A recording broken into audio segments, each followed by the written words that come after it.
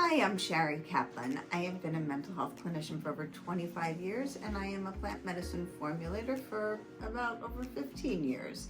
And I'm here with Dr. Michelle Weiner, who has been a physician for about 10 years, as well as the chair for the Board of Medical Marijuana. Yeah, the Medical Marijuana Advisory Committee through the Department of Agriculture in Florida. And we are starting our series on educating the public on how to use integrative health, including botanicals, plant medicine, cannabis, and ketamine.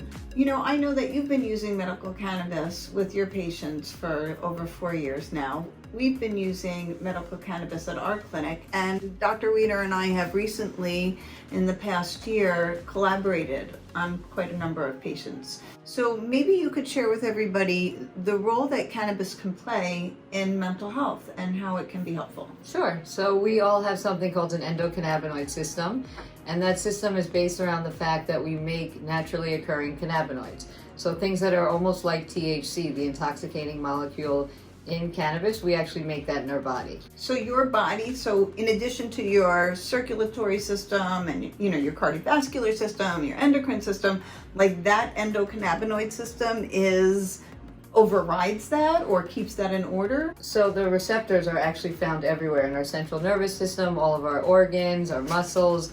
And so the ones that we produce on our own activate those receptors. And that's why we can use cannabis for so many things, because the receptors are found all throughout our body. So do you think that if somebody comes to you or comes to a physician and their thyroid's off a little bit, but really not too much, or they're having some stomach issues, but not too much, they're having some headaches, but not full-blown migraines, could it be that the endocannabinoid system could be off? Right, so we have something called the endocannabinoid deficiency syndrome, where we don't make enough of our naturally occurring cannabinoids.